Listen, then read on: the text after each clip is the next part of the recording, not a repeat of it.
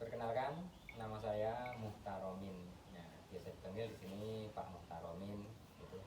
Di sini saya mempunyai usaha yaitu kerajinan gerabah tanah liat dengan nama Jaya Lestari Gerabah.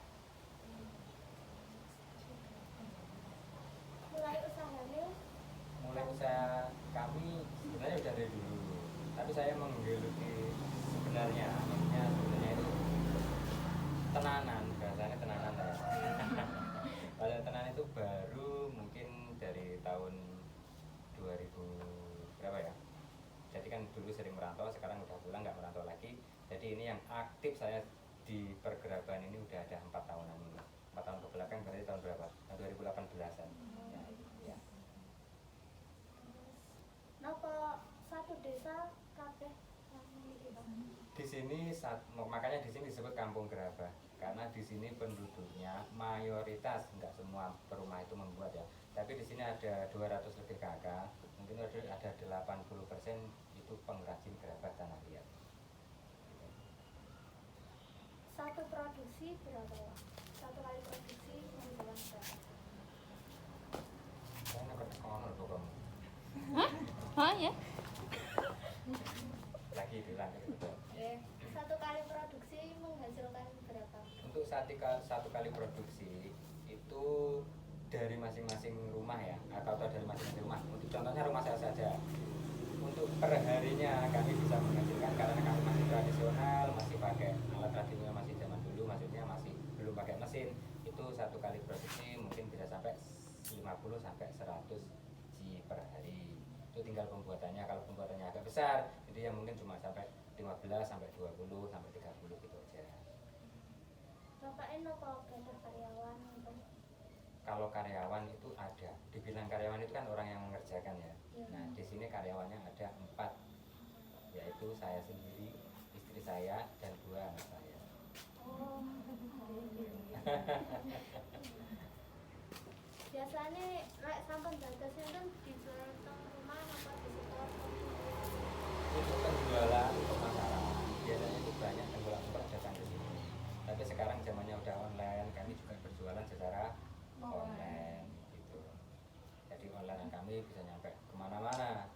Pengiriman kami itu yang paling deket ya lokalan Jawa Timur, Sidoarjo, Probolinggo, Surabaya, Pasuruan, itu sampai ke Mojokerto, Jombang, itu untuk lokalan Jawa Timur. Tapi untuk luar Jawa Timur itu sampai Jakarta, Bekasi, Tangerang, gitu. Luar pulau juga ada Kalimantan, Sumatera. Gitu. Oh iya Pak. Yeah. Harga produknya mulai dari berapa Pak? Harga produk itu relatif murah kalau langsung dari pengrajin. Kami biasanya di sini diambil para reseller itu dari mulai harga 2.500 sampai 5.000. Itu karena kami produk saya itu kecil-kecil. Produk saya itu itu paling banyak saya buat itu ini tempat makan kelinci. Ini yang ukuran 12. Ini dari kami kalau merah biasa kayak gini ini 2.500 ukuran 12. Itu. Ada lagi yang ukuran 16 agak besar lagi. Ini 4.500 sampai 5.000 untuk reseller. Kalau ecer lain lagi. Kalau ecer berapa Pak? Kalau ecer ini bisa nyampe 8.000 kalau di sini, tapi kalau untuk entah penjual luar sana sampai 10 ribuan. Mungkin ini di pembeli terakhir nyampe 9.000 10.000. Di pembeli terakhir. Kalau sing dicat ngoten itu? Kalau yang dicacat ya tinggal lihat apanya itu. Motif. Kan ada harga-harganya sendiri. Lek niku Pak, napa lek damel motif-motife ngoten niku pripun? Di sini ada namanya proses finishing. Proses finishingnya itu kami memakai cat. Nah, dan setelah di pembakaran itu nanti kami cat. Cat terserah, tinggal permintaan dari pembeli itu bagaimana. Mereka ada yang minta polos, ada yang minta cat, ada yang minta dihitamkan sama apa ya dibakar lagi itu kan menjadi hitam itu bisa. Jadi prosesnya itu ada berbagai macam lah dan tekniknya itu sendiri-sendiri.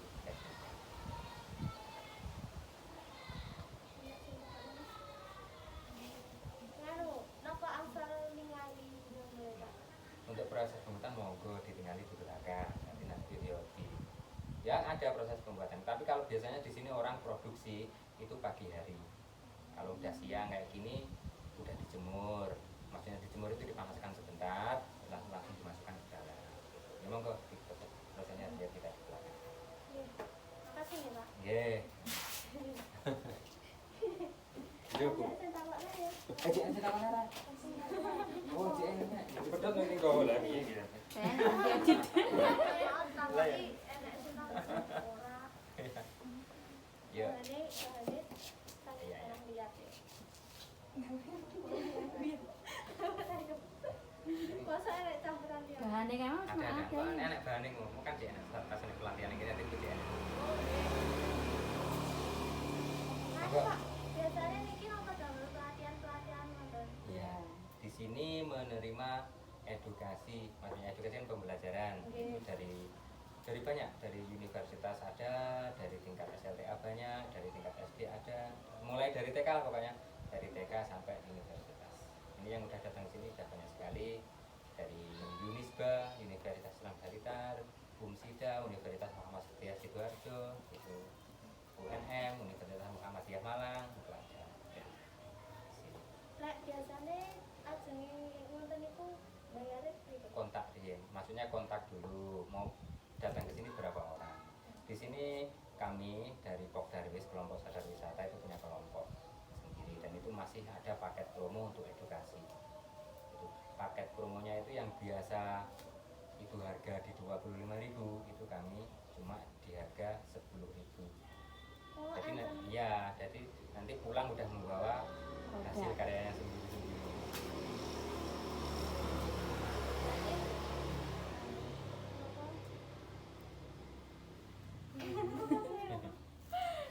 Apa?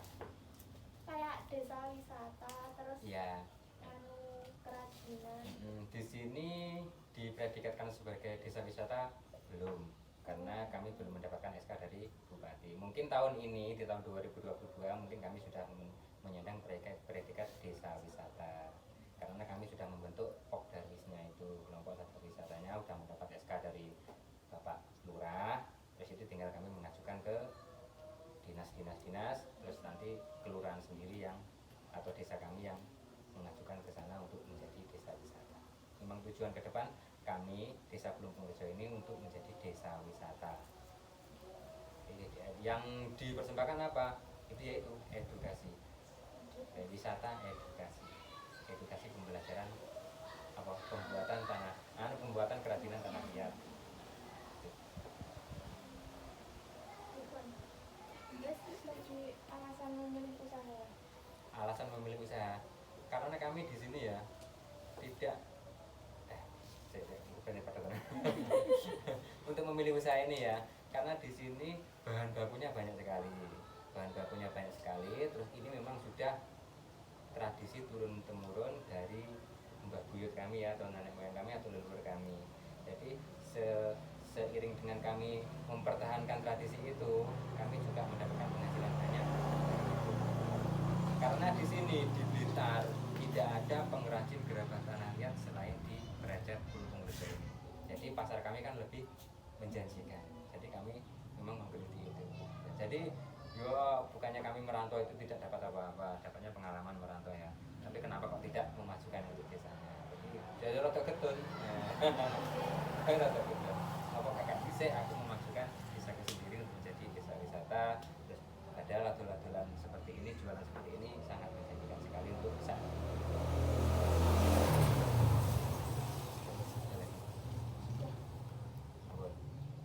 Ya, yuk,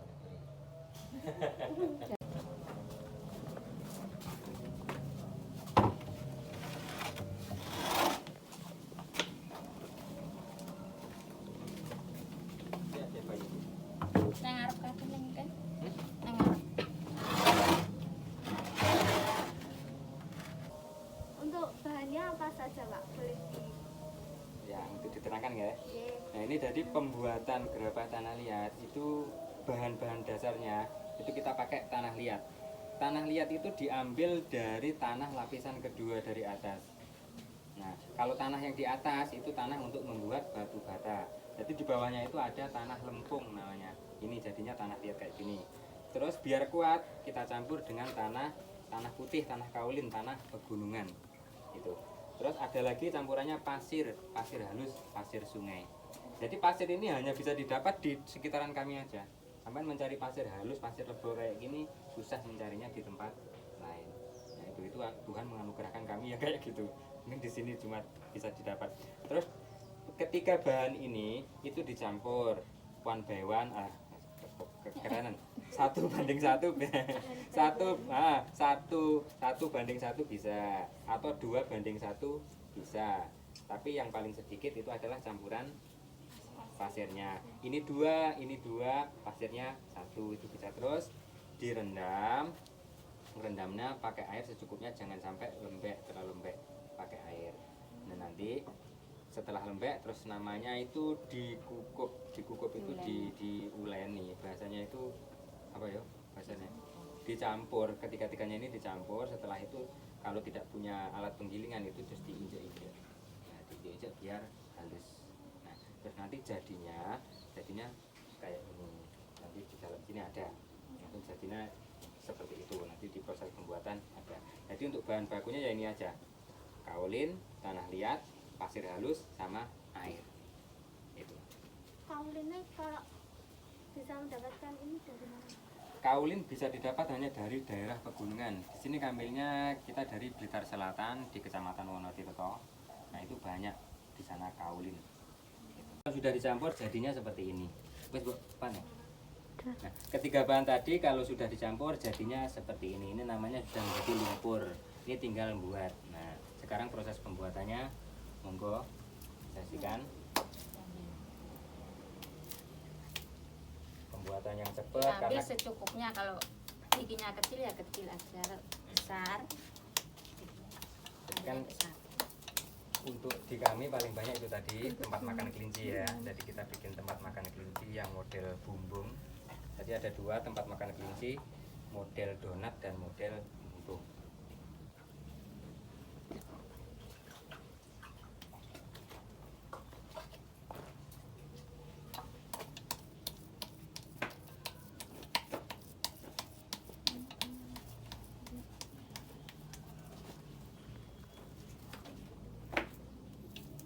Untuk pembuatannya kami masih tradisional, hanya memakai meja putar.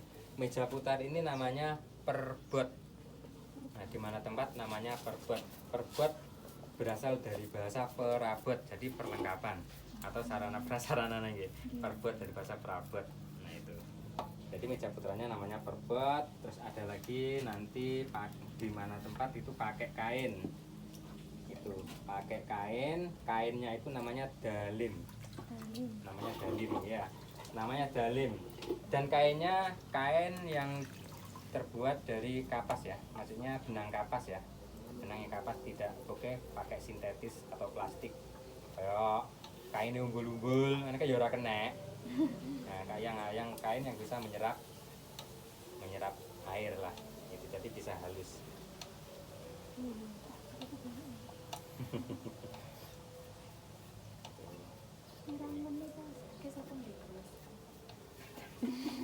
Rasanya ya.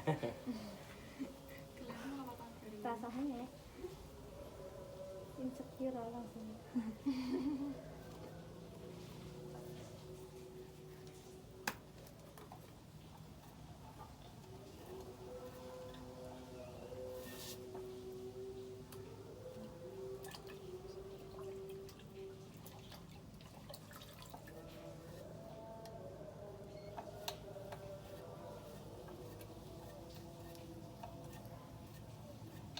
Jadi untuk pembuatan apa aja terserah kreasinya, mau dibikin pot, mau dibikin apa. Nah mau cah SD mau nggak pot itu di sini.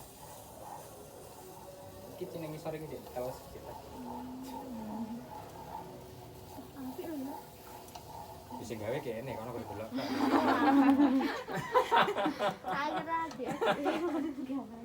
Enak adik tinggal cilik mau kayak anak-anak gitu ya, enak sih gawe. Ya, sampai mau praktek monggo. Praktek. Jadi kalau untuk edukasinya ya itu tadi di sini kita punya paket 10.000. Nah gitu. Jadi sampai bisa praktek, bisa nanti pulang membawa bawa yang hasil karyanya itu bisa. Ya minimal cah piro 15 apa cah 20 apa cah 10 ngono kan bisa. Satu paket berapa orang gitu Pak? Biasanya mungkin kisah kalau pun enggak ya 20-an 22-an paling sedikit. Sampun. Sampun no di Satu.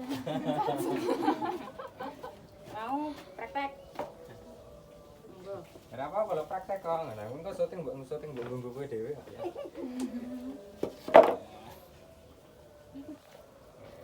Bisa langsung diangkat. Nah itu setelah jadi kayak gitu pengeringannya pertama itu harus kering angin-angin. Kering angin-angin itu nggak boleh kering kena sinar matahari ya. Gitu. Ini boleh langsung dipanaskan tapi cuma mungkin 1 jam langsung dimasukkan lagi.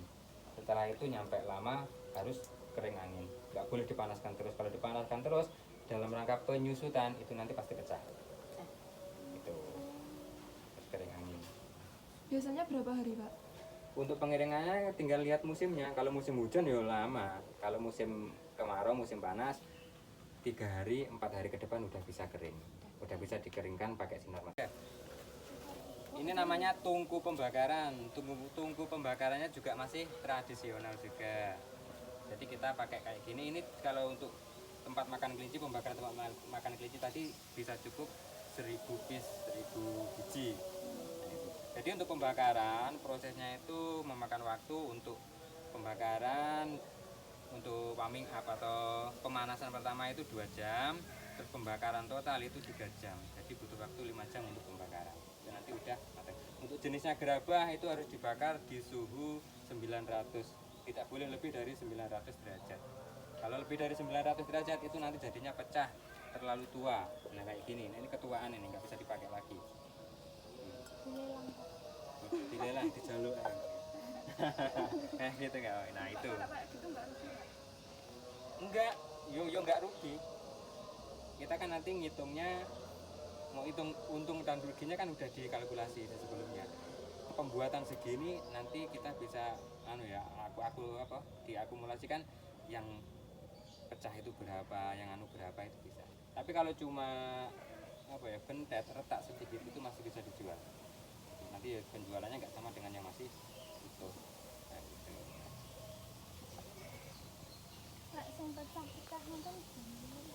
Kalau yang pecah-pecah biasanya langsung tak buang, ya nggak dipakai lagi kayak gitu kan, itu yang pecah-pecah itu tak taruh gitu. Tapi paling banyak ya tak lempar ke sungai. Tertanam di sungai.